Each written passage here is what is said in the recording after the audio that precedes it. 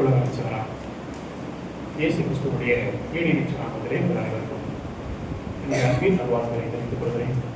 மீண்டும் ஒரு இசை திருச்சபையாரை பார்ப்பதிலே மிகுந்த மகிழ்ச்சியுள்ளவனாக நான் இருக்கிறேன். தொடர்ந்து நீங்கள் எனக்காக ஜெபிக்கிறீர்கள் என்று நான் அறிந்திருக்கிறேன். உங்களுடைய ஜெபம், உங்களுடைய விசாரிப்பு அடியனுடைய ஊழியத்துக்கு மிகுந்த ஒரு பக்கபலமாக இருக்கிறது. கர்த்தர்தாமே அடியனை குறித்து பதிலை பயன்படுத்தி வருகிறார். தொடர்ந்து நீங்கள் நாங்கள் ஜெபிக்கும்படியாக உங்களை அன்போடு கேட்டுக்கொள்கிறேன். இந்த வாலிபர் கூட்டத்தில் கல்யாணம் முடிச்சவர்கள் மட்டும்தான் லீவ் என்ன, கல்யாணம் முடித்தவர்கள் மட்டும்தான் நீங்க போகலாம். அந்த வாலிபர் கூட்டத்தில் போன மாசம் கல்யாணம் முடிக்காம நிறைய இருக்காங்க. அதனால இந்த லீவ் மாசியம் தெரிவிப்பதான் எனக்கு உட்காந்துருக்கும். அதாவது திருமணம் முடிக்காதவங்களுக்கு விருப்பம் கிடையாது. அதனால திருமணம் முடிந்தவர்கள் நீங்க தாராளம் உங்களுடைய குடும்பம் குழந்தைகளோடு வருத்தத்தோடு போவீங்க. ரொம்ப கஷ்டம்தான். ஆனா முகத்தை பார்த்து ரொம்ப சந்தோஷமா இருக்கு. ஐயா இத்தனை வருஷம் அடிமையில இருந்த மாதிரி இருந்தோம், இப்பதான் எனக்கு விடுதலை கிடைச்சிருக்கிற மாதிரி இருக்கு. சரி, எனக்கு புரிந்து கொண்டேன். இன்னைக்கு எல்லாருமே கொஞ்சம் கமிட்மெண்ட்ஸ் நிறைய இருக்குது. ஏனென்றால் ஏறக்குறைய ஒன்றரை யூஸ் பண்ணி முடியும் போது ஆகவே பிள்ளைகளை வைத்துக் கொண்டு ரொம்ப கஷ்டப்படுறீங்க. ஆகவே அந்த ஒரு காரணத்தினாலதான் நம்ம யூத் மீட்டிங் சரி இவங்க ஏறக்குறைய 2016 வந்த பொழுது இப்ப போற எல்லாருமே திருமணம் முடிக்காத இளைஞர்கள். அப்ப அப்படிதான் அவங்கெல்லாம் பார்த்தேன் நான். ஆனா இன்றைக்கு தேவன் அவர்களை ஓரளவுக்கு ஏதோ சபையை பயன்படுத்தி வருகிறான். கர்த்தருக்கு நன்றி. தொடர்ந்து நீங்க சபைக்கு ரொம்ப பிரயோஜனமாயிருங்க. கொடுக்கக்கூடிய சந்தர்ப்பங்களை செய்து கொடுங்க, ஆராதனை கொடுங்க. ஏதோ பிரயோஜனமா சபைக்கு இருப்பீங்க நம்புறேன். ஆகவே அடுத்த ஒரு செட்டு, இந்த செட்டு ஓட்டு போயிட்டாங்க. இனி அடுத்த ஒரு குரூப் வேணும். ஆகவே ஏற்கனவே இந்த 7ஆம் வகுப்பு வரை இங்கே சண்டே ஸ்கூல் இருந்துருவாங்க. டீனேஜ் பிள்ளைங்க தான் எனக்கு, அதாவது 8th ஸ்டாண்டர்ட் டீனேஜ் ஆரம்பிச்சு பார்த்தீங்களா, அந்த டீனேஜ் பிள்ளைங்களிருந்து அப்புறம் அந்த வாலிப பிள்ளைங்க தாராளம் வரலாம். ரொம்ப எதிர்பார்த்து பயப்பட வேண்டாம். என்ன புதுசாக வராமே அப்படின்னு அடிச்சுருவேன் அப்படின்னு நினைக்காதீங்க. நீங்கள் வாருங்கள். கர்த்தர் உங்களை அடியின் மூலமாக என்ன செய்ய விரும்புகிறாரோ உங்கள் மூலமாக நீங்கள் அடுத்த எதிர்கால சந்ததியினர் சபைக்கு உங்களை கொண்டு ஒரு பெரிய கிரியை, பெரிய ஆசீர்வாதங்களை சபைக்கு வைத்திருக்கிறார். ஆகவே நீங்கள் தான் அடுத்து எங்கள் பெரிய சொத்து. ஆகவே இந்த சொத்தை நாங்கள் நடுவர்களை விரும்பவில்லை. ஆகவேதான் இதை நாங்கள் முடிவெடுத்து நான் செஞ்சிருக்கிறேன். ஆகவே தயவு செய்து நீங்கள் முடிந்து தயவு செய்து யூத் மீட்டிங்கில் இருந்து கர்த்தருடைய நாமத்தை நீங்கள் பயன்படுத்த கர்த்தர் உதவி செய்வதாக. சரி, இன்றைக்கு உங்களுடைய மார்க்கு சுவிசேஷம் 2ஆம் அதிகாரத்துக்கு நேராய் நம்முடைய வேதத்தை திருப்பிக் கொள்ளலாம். மார்க்கு சுவிசேஷம் 2வது அதிகாரம். மார்க்கு சுவிசேஷம் 2ஆம் அதிகாரம் 3ஆம் வசனத்திலிருந்து நான் வாசிக்கிறேன். மார்க்கு சுவிசேஷம் 2வது அதிகாரம் நான் வாசிக்கிறேன். 3, 4, 5. அப்பொழுது 4 பேர் ஒரு திமிர்வாதக்காரனை சுமந்து கொண்டு அவரிடத்தில் வந்தார்கள். ஜன கூட்டத்தின் நிமித்தம் அவருக்கு சமீபமாய் சேரக்கூடாமல் அவர் இருந்த வீட்டின் மேற்கூரையை பிரித்து திறப்பாக்கி திமிர்வாதக்காரன் கிடக்கிற படுக்கையை இறக்கினார்கள். இயேசு அவர்கள் விசுவாசத்தை கண்டு திமிர்வாதக்காரனை நோக்கி, மகனே, உன் பாவங்கள் உனக்கு மன்னிக்கப்பட்டது என்றார். இந்த வேத பகுதி நாம் அடிக்கடி வாசித்து தியானிக்கிற ஒரு பகுதி தான். ஒரு புதிய ஒரு பகுதியெல்லாம் கிடையாது. இந்த பகுதியிலிருந்து நான் ஒரு முறை செய்தி அளித்திருக்கிறேன். ஆனா இன்றைக்கு மீண்டும் ஒரு விஷயத்தை படிக்கும்போது எங்க வேதாம பிள்ளைகள் ஒன்று சொல்லிக் கொடுப்பாங்க, ரீட் பிட்வீன் த லைன்ஸ் அப்படின்னு ஒரு இது இருக்கு. பைபிள் ஸ்டடி மெத்தட் அப்படிங்கிற ஒரு சப்ஜெக்ட்ல, அதாவது வசனத்தை வாசிக்கிறோம், அந்த வசனத்திலே சொல்லப்பட்ட வார்த்தைகளை எடுத்து பிரசங்கிப்பது ஒரு காரியம். ஆனால் இந்த 3 வசனங்களை படிக்கும் பொழுது ஒரு சில வார்த்தைகளோ ஒரு சில விஷயங்களோ அதில் சொல்லப்படவில்லை. ஆனால் அதில் ஒரு பெரிய சத்தியம் அடங்கி இருக்கிறது.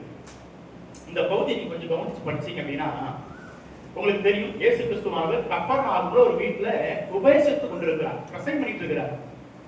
அப்ப அந்த ஊர்ல கேள்விப்பட்ட ஒரு சில மனிதர்கள் அதே ஊரிலே பல நாட்களாக திமிர்வாதக்காரன் என்று சொல்லும் பொழுது இங்கே இவன் யாரை குறிக்கிறது என்று கேட்டால் முடக்குவாதம் என்று அர்த்தம். திமிர் பிடிச்சவன் கிடையாது, இது முடக்குவாதம். கை கால்கள் செயலிழந்த ஒரு மனுஷன், தன்னிச்சையாக எந்த ஒரு வேலையும் அவனால செய்ய முடியாது. இவனுக்கு யாரோ ஒருவருடைய உதவியினால மட்டும்தான் இவன் உயிர் வாழ முடியும், பிழைக்க முடியும். இந்த நிலையில இருக்கக்கூடிய ஒரு மனிதனை ஒரு 4 பேர் தூக்கி கொண்டு போய் இயேசுவிடத்துல கொண்டு போய் சேர்த்து இயேசு கிறிஸ்துவானவர் அவனுக்கு சுகம் கொடுத்தார். இந்த சம்பவம் தான் இப்ப நான் படித்த சம்பவம். இதை படிக்கும் பொழுது எனக்கு இந்த 5ஆம் வசனத்திலே ஒரு வார்த்தை கொஞ்சம் வித்தியாசமா இருக்கு பாருங்க. இயேசு அடுத்த என்ன வார்த்தை போட்டுருக்குது? அவர்கள் விசுவாசம். எவர்கள் விசுவாசம்? யாரு? அந்த 4 பேர் விசுவாசத்தை கண்டு யாருக்கு சுகத்தை கொடுத்தாரு? அப்ப இந்த 4 பேர் நமக்கு யாரும் தெரியாது, பேர் சொல்லப்படாது. ஆனா இன்றைக்கு நம்ம அந்த 4 பேரை பத்தி படிக்க போறோம்.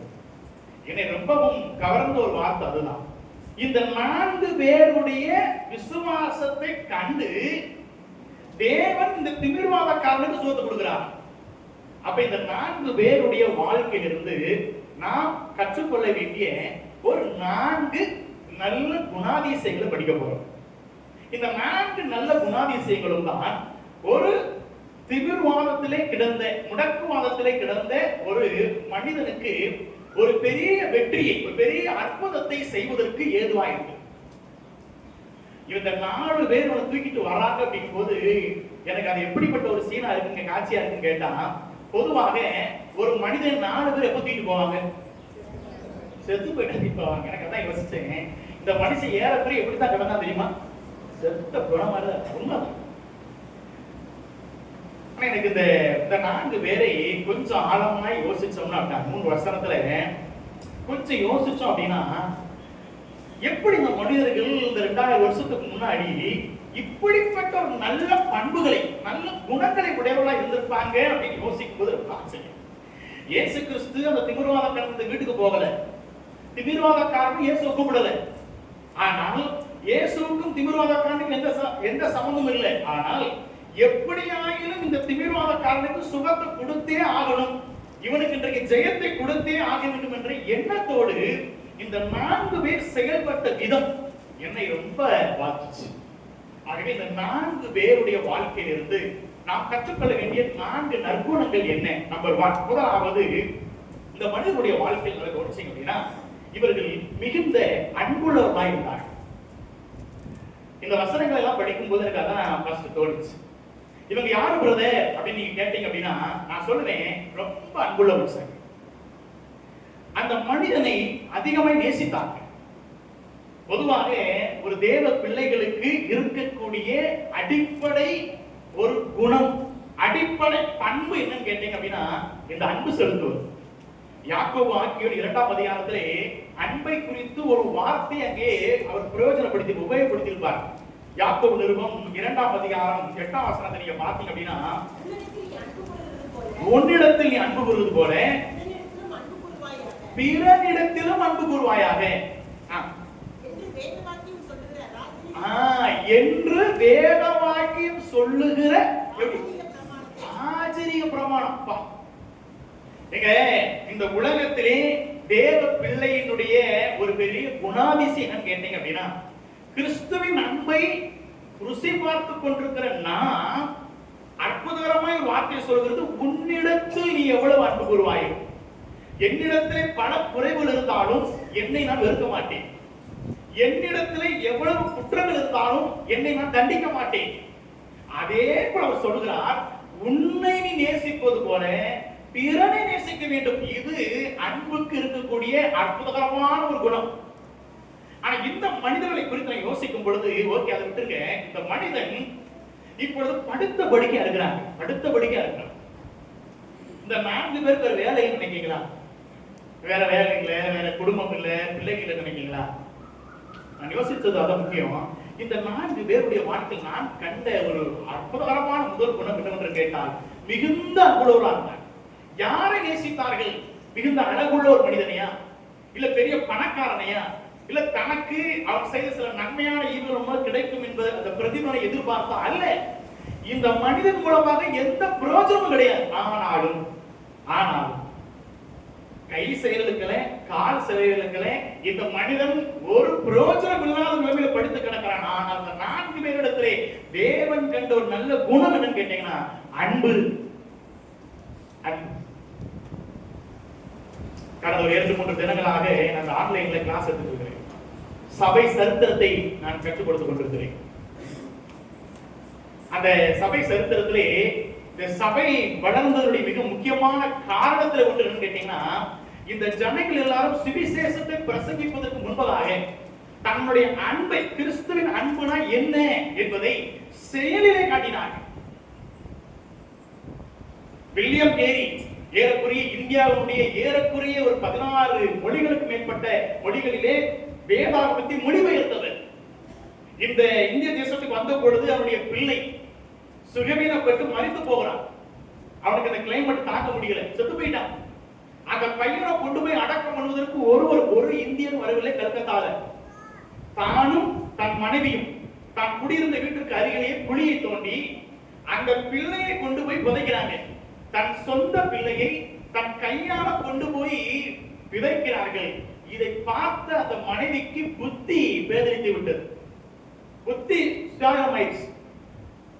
ஒவ்வொரு நாளும் இந்த வில்லியம் கேரியை போட்டு அடிப்பாங்க. ஏறக்குறைய பைத்தியக்காரி போல ஆனாங்க. ஆனா ஒவ்வொரு நாளும் காலையிலே தன் மனைவிக்கு உணவளித்து விட்டு ஒரு வீட்டின் ஓரத்தில் அவளை கட்டி வச்சுட்டு காலை தோறும் போய் அந்த கல்கத்தா நகரங்களிலே போயிட்டு நின்று இயேசுவே தெய்வம் என்பதை பிரசங்கித்து விட்டு அங்கிருக்கிற ஜனங்களோடு ஜனங்களாக இருந்து மொழியை கற்றுக்கொண்டு ஏறக்குறைய 16 மொழிகளிலே அந்தந்த தேசத்தினுடைய பெங்காலி, ஹிந்தி என்று பல மொழிகளிலே அந்த வேதாகமத்தை மொழிபெயர்த்து கொடுத்து பெரிய ஆதிக்கம் செலுத்தினார். உடன்கட்டை ஏறுதல் ஒரு காலத்தில் பிரசித்தமாயிருந்தது. ஒரு கணவர் மரித்து போனால் மனைவியும் சேர்த்து எரித்து விடுவார்கள், கீழே போட்டு எரிப்பாங்க.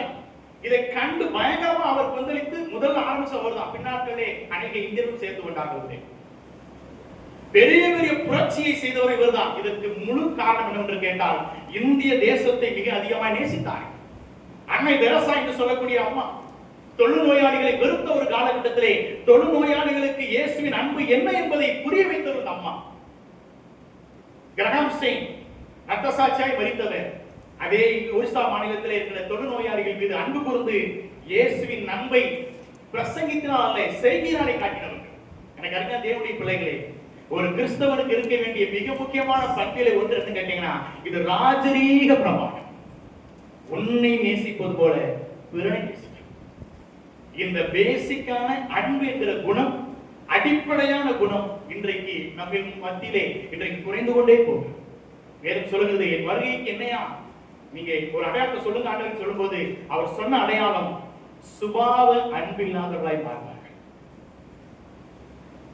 இந்த மனிதர்கள் எனக்கு கற்றுக் கொடுத்த முதல் பாடல் தான் அன்புடையவர்களாக. யாரை நேசித்தார்கள்? திமிர்வாங்க.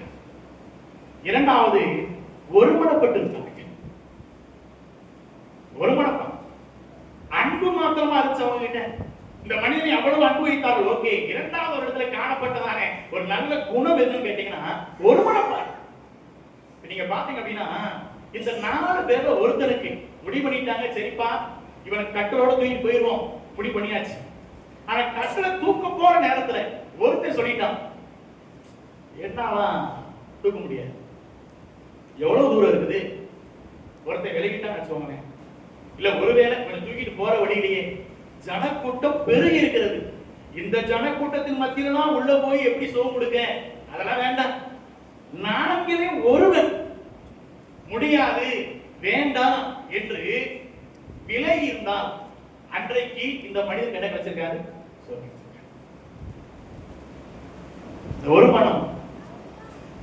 இந்த மனிதர்கள் வாழ்க்கையில நான் பெற்றுக்கொண்ட அற்புதமான 4 பேரும் ஒருமனப்பட்டவர்களாய் அவனை கொண்டு போய் எப்படியாவது அவனுக்கு சுகத்தை வாங்க வேண்டும் என்று எண்ணி கொண்டு வந்தார்கள்.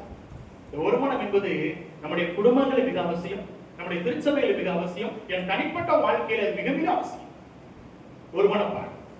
நிறைய குடும்பம் சொல்லுவாங்க, ஒரு குடும்பம் தலை தோங்குவதற்கு, ஒரு குடும்பம் ஒரு பரலோகமாய் காட்சியளிப்பதற்கு அந்த குடும்பத்தில் இருக்கிற நபர்கள் இந்த 4 பேர் ஒருமனப்பட்டதனால ஒரு பெரிய வெற்றியை பெற முடிந்தது என்று கேட்டால், ஒரு குடும்பம் வெற்றியுள்ள வாழ்க்கை வாழ்வதற்கு கணவன் மனைவி அந்த குடும்பத்தார் முழுவதுமாக ஒருமனத்தோடு இருந்தார்கள் என்றால் எவ்வளவு பெரிய பிரச்சனைகள் வந்தாலும், எவ்வளவு பெரிய காரியங்கள் நமக்கு எதிர்கொண்டு வந்தாலும் நாம் குடும்பமாக ஒன்றிணைந்து ஒருமனப்பட்டால் அது பெரிய வெற்றி. அதே போல திருச்சபை. நிறைய பேர் சொல்லுவாங்க, அவரோட தான் வாழ முடியாது, அவர் பேச்செல்லாம் கேட்க முடியாது, விசாசி மாதிரி இருக்கா, பேய் மாதிரி பார்த்தீங்க அப்படின்னா சில குடும்பங்கள்ல வந்து அந்த வார்த்தைகளே பயங்கரமா இருக்கும். சில குடும்பங்களை பார்த்து சொல்லுவோம் பரலோகமா இருக்கு என் குடும்பம் சொல்லுவாங்க நிறைய பேர். ஆனா சில குடும்பத்தை யோசிச்சா கேட்பாங்க, ஐயோ அது நரகம் இருக்கு, மனுஷன் போவான் அங்கதான். நிறைய பேர் நைட் நேரங்கள் டீ கடையில் நிக்கிறவங்க கேட்ட எதுக்கியா நீ வீட்டுக்கு போக மாட்டேங்கன்னு கேட்டா, ஐயா அங்க ஒரு பிசாசம். நிறைய பேருக்கு பொண்டாட்டி யாருன்னா பிசாசு, புருஷன் யாருன்னா பேய். இது ரொம்ப சிரிப்பா தான் இருக்கும். ஆனா கர்த்தர் ஒன்று பண்ணி ஒரு குடும்பத்திலேயே நான் சொல்றேன், அந்த ஒரு மனம் மட்டும் இருந்துச்சுன்னு வச்சுக்கோங்களேன், அந்த ஒரு மனம் இருக்கக்கூடிய இடத்திலே அது வீடோ திருச்சபையோ முறுமுறுப்பு இருக்காது, குற்றம் சொல்றது இருக்காது. கணவன் மனைவி நான் சொல்றேன் எப்படி ஒருமனப்பட்டிருந்தால் எளிதாக எதையும் ஜெயித்து முன்னேற முடியும். இந்த இடத்துல தான் வாசிக்கிறோம்.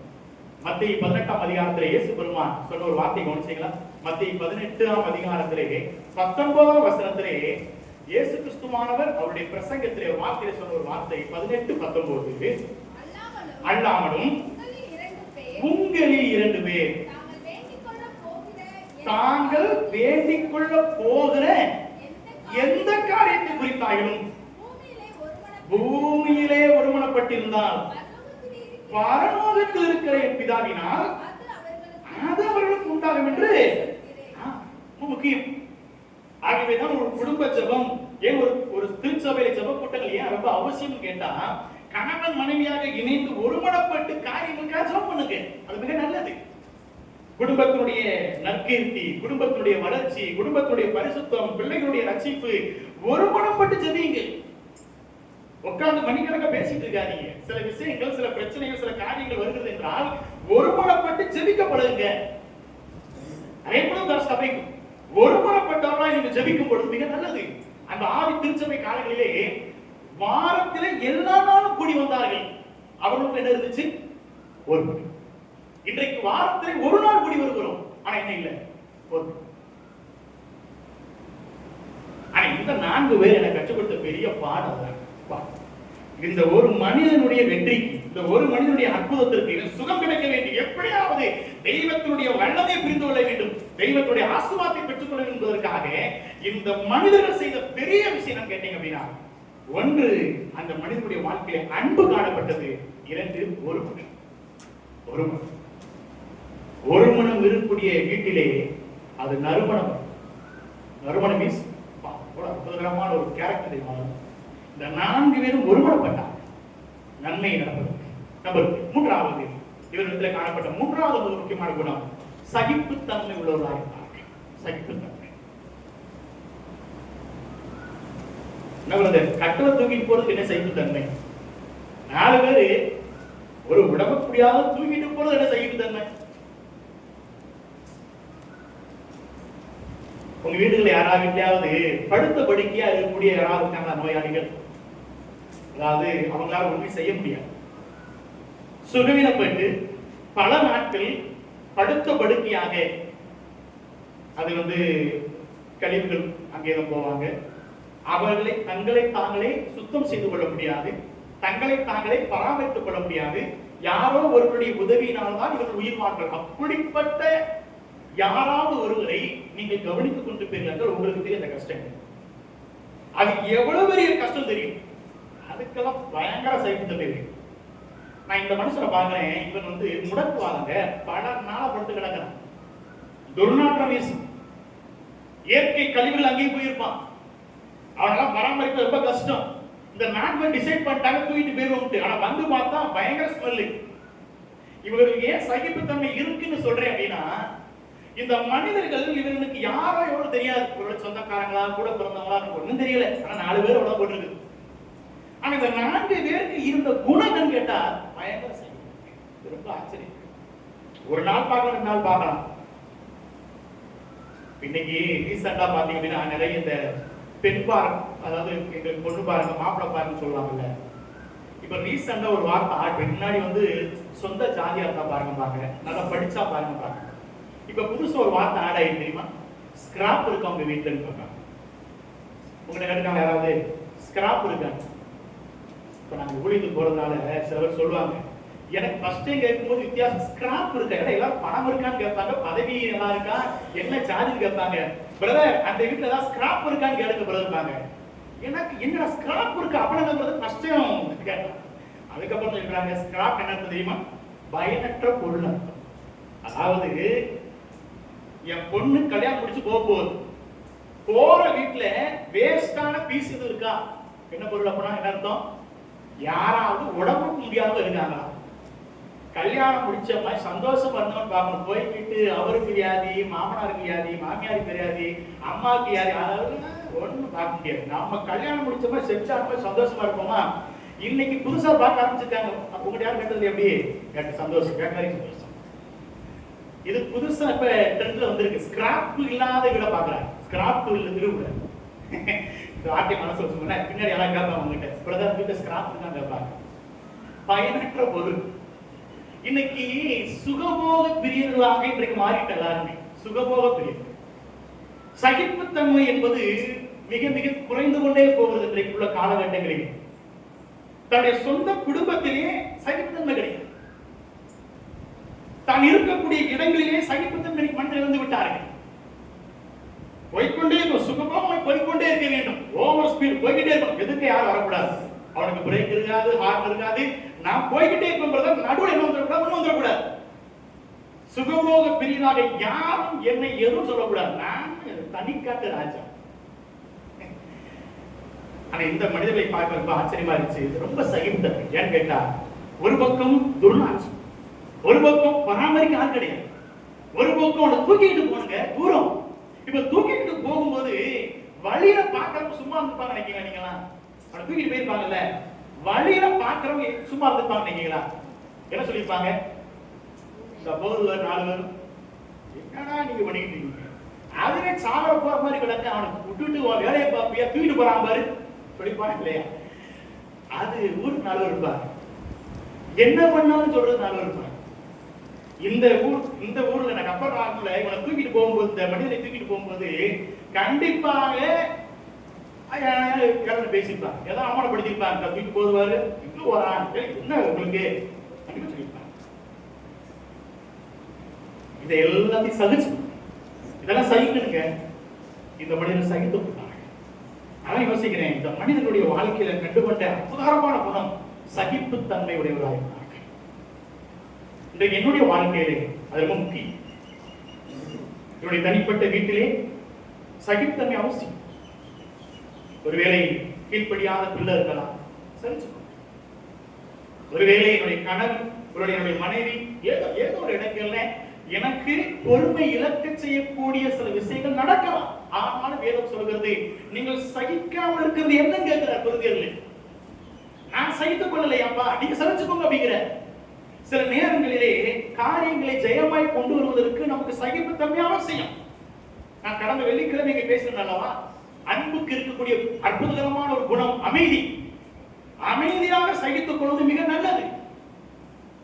இந்த அமைதியான குணம், சகிப்புத்தன்மை ஒரு மனிதனுடைய வாழ்க்கையில பெரிய மாற்றத்தை கொண்டு வரும். நீங்க சகிச்சு மட்டும் பாருங்களேன், அது இயேசுவினுடைய குணம். இயேசுவினுடைய குணம் இயேசுல வாசிக்கிறோம். அவர் நெருக்கப்படும் போது, அடிக்கப்படும் பொழுது, ஒடுக்கப்படும் பொழுது எப்படி இருந்தாலும் வாங்கி அமைதியா. நான் பதிலுக்கு பதில் பேசுவதல்ல, நான் எதற்கு எதிராக பேசுவதல்ல. தாவீது நினைத்திருந்தால் அன்றைக்கு அவன் கையில் இருந்த கூழாங்கலை எடுத்து கோலியாத்தை கொன்றது போல சவுலையும் அங்கே அப்சலோமையும் அங்கே சீமோவையும் கொண்டிருக்கிறார். ஆனால் சகித்துக் கொண்டார். தேவன் என் வாழ்க்கையில் அனுமதிக்கிறார். சகித்துக் கொண்டார். சில நேரங்களில் சகித்துக் கொண்டு வாழ்ந்து விடுங்கள், ரொம்ப சுவாரஸ்யமா இருக்கும். இந்த சகிப்புத்தன்மையோடு வாழக்கூடிய மனிதனுடைய வாழ்க்கையை கர்த்தர் மிகப்பெரிய இறக்கமாக. மூன்றாவது சகிப்புத்தன்மை. கடைசியாக 4வது இந்த மனிதனிடத்தில் காணப்பட்ட நல்ல குணம் மாபெரும் விசுவாசம். மாபெரும் விசுவாசம். இயேசுவிடம் சென்றால் இயேசுவானவர் அற்புதம் செய்வார் என்று இவர்களுக்கு தெரியும். தியாரிட்டிக்கலா தெரியும். அதாவது இயேசுவானவர் அற்புதம் செய்வார்ப்பா, இது தெரியும். ஓகே, அது ஓகே, தெரியும். ஆனா அதை நடைமுறைப்படுத்த செய்முறைக்கு கொண்டு வரணும்ல. இயேசு அற்புதம் செய்யறாரு, ஓகே, அதனால என்ன? அப்ப இந்த மனிதனை கொண்டு சென்றால் சுகம் கிடைக்கும் என்பதை விசுவாசித்தார்கள். ஆனா விசுவாசத்தை செயலே காட்டினார்கள். இதே யாக்கோபு சுவிசேஷத்திலே விசுவாசத்திலே இன்னொரு முகத்தை காட்டுகிறார். 2:20 வாசிங்களேன். யாக்கோபு 2ஆம் அதிகாரம் 20ஆம் வசனத்திலே விசுவாசத்தினுடைய இன்னொரு முகம் என்ன பாருங்க. செகண்ட் சைடு என்ன பாருங்க. 2:20. நான் விசுவாசம் கிரியைகள் இல்லாத விசுவாசம் என்ன தெரியுமா? செத்து போன. இன்னைக்கு இந்த 4 பேர் நமக்கு கற்றுக் கொடுக்கிற 4வது அழகான பாடம் தெரியுமாங்க பிரதர்? இயேசு அதை செய்வார், இதை செய்வார் எல்லாம் எனக்கு செய்தியில கேள்விப்படுறோம். உண்மைதான், அங்க அதை பண்ணாரு, இது பண்ணாரு, அப்படி பண்ணாரு, ஓகே. அதை நீங்க கேட்டுட்டீங்க. உங்க வாழ்க்கையில என்ன செயல்படுத்திருக்கிற? நீங்க என்ன உங்களுடைய வாழ்க்கையில இந்த விசுவாசத்தை நீங்கள் எப்படி பிரகடனப்படுத்துறீங்க, எப்படி செயல்படுத்துறீங்க? இந்த 4 பேரும் நான் ஏன் சொல்றேன் என்ற மாபெரும் விசுவாசம் என்று கேட்டால், தங்களுக்காக இல்லை, யாரோ ஒருவன் இங்கே வியாதிப்பட்டு கிடக்கிறான், அந்த மனிதனை எப்படியாவது சுகப்படுத்த முடியும் இயேசுவால், அதுவும் தெரியும். ஆனால் அதற்கு இதற்கு தூக்கி கொண்டு போகிறார். அதுக்கு பெரிய முயற்சி பண்ணாங்க. ஏன்னா தூக்கிட்டு போகும்போது ஜனக்கூட்டம் நிறைய இருக்கு, வீட்டுக்குள்ள போகணும் விட மாட்டேங்கிறாங்க, உள்ள விட முடியல. பொதுவாக நம்ம ஊர்ல பஸ்ல இடம் பிடிக்கிறது ரொம்ப கஷ்டம். அது பீக் டைத்துல போனீங்கன்னா சும்மா போனா ஃப்ரீயா இருக்கும். சில நேரங்களில் பாத்தீங்கன்னா ஒரு பஸ் தான் இருக்கும், 100 பேர் நிற்பாங்க. பாத்தீங்கன்னா முண்டி அடிச்சுக்கிட்டு அடிச்சு குடிச்சு அப்புறம் பாத்தீங்கன்னா அந்த கிறிஸ்தவம் பறந்துடும், அந்த இதெல்லாம் போயிடும். ஒரு வயசான தாத்தா பாட்டி இருந்தாங்க அப்படின்னா, சரி முன்னாடி போவாங்கன்னு யாராவது சொல்லுவாங்க. அந்த நேரத்துல அந்த பாட்டி பாவம் ஒரு நிறுத்தா இருந்தாங்க, நம்ம நல்லா உட்காரு அப்படின்னு குழந்தை குட்டி எல்லாம் வரிசை உட்காந்து ஒருத்தர் இடம் விடக்கூடாது. நானும் என் கிட்டார்பு வென்றால் அந்த சீட்டை உட்காருன்னு சொல்லிட்டு ஒருத்தர் இடம் கொடுக்க மாட்டோம். ஒரு வயசான பாட்டியோ தாத்தாவோ இருக்கு, கொஞ்சம் இடம் விடுவோம்னு சொன்னா அதுல சாதாரண. ஆனா இங்க இங்க அதே சொல்லிதான், பாவம் திமுக தூக்கிட்டு வராங்களே, கொஞ்சம் இடத்தை விடுவோம். அவங்க முண்டி அடிச்சுக்கிட்டு ஏசு என்ன பிரசங்கம் பண்றாரு? பிரசங்கம் பண்ணாதான் கேட்காங்க. அவர் என்ன பிரசங்கம் பண்றாரு? அன்பை குறித்து பிரசங்கம் பண்றாரு. இப்ப காட்டணுமே அதெல்லாம் அவங்களுக்கு இல்லை. பயங்கர முயற்சி, போய் பார்க்காம முடியல. சரி ஒருத்தன் சொல்றான், சரிப்பா இதுக்கு மேல முடியாது, நான் மேல ஏறிடுறேன், நீ என்ன செய்ய, கீழே வந்து தூக்கி விடு. இந்த பிரயாசத்தை யோசிக்கிறேன். மேல 2 பேர் போயிட்டான், பார்த்தா கயர் இல்லை. இவன் நினைச்சா நேர வீட்டுக்குள்ள போயிடலாம் நினைச்சா, இப்ப கயர் வாங்க 2 பேர் ஓடலாம். ஒரு கயர் வாங்கிட்டு ஓடியாரான், கயரை கட்டுறான், 2 பேர் தூக்குறான், 2 பேர் மேல ஏறிட்டான். மேல ஏறி பார்த்தா கீழே இறக்க முடியல, கூட இருக்கு, அதை பிரிக்கணும். இந்த வேலையை போனீங்களேன், இது பெரிய வேலை. நீங்க சாதாரண நினைக்கிறீங்க கூட இறக்கிட்டாங்கன்ட்டு, இதெல்லாம் நடந்திருக்கும் கண்டிப்பா. இதெல்லாம் மேல தூக்கி இறக்கி இதை பார்த்து 4 பேர் சிரிச்சிருப்பான், 4 பேர் ஏழை பேசியிருப்பான், நான் என்னமா செஞ்சிருப்பாங்க. ஆனாலும் அந்த பிரிச்சு கீழே ஏசு பிரசங்கம் பண்ணிட்டு தான் இருக்கிறார். பிரசங்கம் பண்ணிட்டு இருக்கும் போது ஒரு கட்டு மட்டும் கீழே இறக்கு, பார்த்தா 4 பேர் மண்டை மட்டும் காட்டுறாங்க மேல இருந்து. கீழே அந்த 4 மனுஷன் இருக்கான். இவர் யாரை பார்த்தாரு? அதை வேதம் சொல்லுகிறது, இவருடைய விசுவாசத்தை பெரிதாய், அதைத்தான் வேதம் நம்ம வாசிப்போம் அல்லவா, அவர்களை அவருடைய விசுவாசத்தை கண்டு இவருக்கு. இன்னைக்கு தேவன் என்னிடத்தில் எதிர்பார்ப்பது இந்த மாபெரும் விசுவாசம். நான் யோசித்தேன், திமிர்வாதக்காரன் சோர்வடைஞ்சிச்சு. அவன் திரும்பி மேல கூடவெளி போகல, எப்படி நடந்து போனா? கூட்டத்தை ஜனத்தை விலக்கி வைத்துக் கொண்டு இவ்வளவு காலமாக பிறருடைய உதவியை தேடிக் கொண்டிருந்தவன் முதல் முறையாக தன்னிச்சையாக நடந்து போகிறான். ரோட்ல பேசுறவங்க, வீட்டு வெளியில பேசுறவங்க, ஏளனமாய் பேசுறவங்க எல்லாரும் இவனை மட்டும் பார்க்கிறாங்க. வேதம் சொல்கிறது, அவன் நடந்து போகிறதை கண்டு என்ன பண்ணாங்களா? ஆச்சரியப்பட்டார். எனக்கு எல்லாம் தேவை. இன்றைக்கு நம்முடைய வாழ்க்கையிலும் கூட இந்த திமிர்வாதக்காரனை போல ஒருவேளை பாவத்திலோ சாபத்திலோ இல்ல பிரச்சனையிலோ வியாதியிலோ ஏதோ ஒரு சமயத்துல என் வீட்டில யாராவது இருக்க, எல்லாரும் சொல்வார்கள் இவன் வேஸ்ட், உதவாதவன், உருப்படாதவன், தேவையில்லாதவன் எல்லாம் சொல்லலாம். நான் சொல்லுகிறேன், என்னுடைய விசுவாசம், என்னுடைய நற்பண்புகள், என்னுடைய தனிப்பட்ட ஆவிக்குரிய வாழ்க்கை ஒரு மனிதனுக்கு பெரிய ஜெயத்தையும் வெற்றி பெற்றோம். ஏசதிதான் 4 பேருக்கு இருந்த 4 குணங்களும் இன்றைக்கு இந்த மனிதன் ஜெயம் பெற்றவனாய், விடுதலை பெற்றவனாய் மாற முடியும் என்றார். உங்களிடத்திலே இப்படிப்பட்ட நல்ல குணங்களை நீங்கள் வளர்த்துக் கொள்ளும் பொழுது உங்களை சார்ந்து இருக்கக்கூடிய தேவ பிள்ளைகள், உங்களை சார்ந்து இருக்கக்கூடிய உறவுகள், உங்களுடைய குடும்பத்தார்கள் மிகப்பெரிய ஜெயத்தை பெறுவதற்கு அது ஏதுவாக இருக்கும். அதை நீங்கள் இந்த குணங்களை பெற்றுக்கொண்டு கர்த்தருடைய நாமத்தை மேம்படுத்துங்கள். கர்த்தருடைய நாமம் மேம்படுவதாக. ஆமென். எங்கள் கிருபையா நேசிக்கிற நல்ல தகப்பனே, இந்த காலை பொழுதுக்காக நன்றியோடு ஸ்தோத்திரிக்கிறோம். பெருவாதக்காரனை சுமந்து சென்ற 4 பேரை குறித்து ஒரு 4 விஷயங்களை கற்றுக்கொண்டோம். இவன் யார் என்று எங்களுக்கு தெரியாது. வேதாகமத்திலே பெயர் தெரியாத எத்தனையோ பேர் தேவனுக்காக பயங்கரமான விஷயங்களை செய்திருக்கிறார்கள். இந்த வரிசையில் கூட அந்த 4 பேரும் தேவனுக்காக தேவனுடைய கண்களிலே பெரிய தயவு பெற்றவராக. இவருடைய நற்பண்புகளை பரிசுத்த ஆவியானவர் எங்களுக்கு வெளிப்படுத்தி காட்டினேன். மனுஷ முகத்தை பார்க்கிறார், தெய்வம் நீர் எங்களுடைய இருதயத்தை பார்க்கிறேன். எங்களுடைய இருதயத்திலே நல்ல எண்ணங்களும் நல்ல பண்புகளும் நல்ல குணங்களும் எங்களுடைய வாழ்க்கையில் இருக்கும். எங்களை சார்ந்தவர்கள் வெற்றி பெறுவதற்கு, தேவனுடைய அற்புதத்தை பெற்றுக் கொள்வதற்கு, தேவனுடைய நன்மைகளை பெற்று அனுபவிப்பதற்கு நாங்கள் காரணமாக இருக்க மாட்டோம். இந்த அருமையான காலவெளியிலும் இந்த நற்பண்புகளை நாங்கள் வளர்த்துக் கொள்வதற்கு நீர் எங்களுக்கு உதவி செய்யும். ஒருவேளை இதில் ஏதாவது நாங்கள் குறைபட்டிருப்போம் என்றால் பரிசுத்த ஆவியானவர் நீர் எங்களுக்கு அப்படிப்பட்டதான தீமையான காரியங்களை எடுத்துவிட்டு நல்ல குணங்களை வளர்வதற்கு எங்களுக்கு உதவி செய்யப்படி ஆய்வு செய்கிறோம். அருமையான சபையாரை இன்றைக்கு கூட அன்றைக்கு பார்ப்பதற்கு அடியனுக்கு நீர் கொடுத்த கிருபைகளுக்காக நன்றி. சபையில் மட்டுமாக வளர்த்துக் கொண்டு வருகிறது நன்றி ஆண்டவரே. தொடர்ந்து திருச்சபையிலே உங்களுடைய ஆளுகை இருக்கட்டும், உங்களுடைய ஆண்டவரே கீர்த்தி பெருகட்டும். அது மாத்திரமல்ல ஆண்டவரே, பரிசுத்தத்திலும் ஆவியிலும் இந்த பிள்ளைகள் பெருக உதவி செய்ய ஆண்டவரே. இங்கே மாத்திரமல்ல, இருக்கக்கூடிய இடங்களில் ஆண்டவரே தெய்வீக நாமத்தை மையப்படுத்துகிற பிள்ளைகளாக அவர்கள் வாழ வளர இது உதவி செய்ய. வந்த ஒருவரையும் பெயர் பராக்கத்தை ஆசிர்வதிங்க. தொடர்ந்து கிருபின் கரந்தாமே இந்த பிள்ளைகளை ஆட்டுவது நடத்துவோம்பா. ஒருவேளை வருகை வர தாமதிக்கும் என்றால் நாங்கள் மீண்டும் ஒரு விசை ஒருவரை ஒருவர் சந்திக்க உதவி செய்ய. அதுவரை தேவனுடைய கிருபையின் சமாதானமும் எங்கள் அனைவரோடு நடத்தபடியாய் கர்த்தரும் மீட்பரும் கர்த்தருமாய் இருக்கக்கூடிய இயேசு கிறிஸ்துவின் ஜெபிக்கிறோம் அன்பின் பரலோக பிதாவே. ஆமென். ஆத்மாவே கர்த்தரை ஸ்தோத்திரி, பொழுதே நாமத்தை ஸ்தோத்திரி. ஆத்மாவே கர்த்தரை ஸ்தோத்திரி, அவர் சகல உபகாரம் பரவாதே. ஆமென்.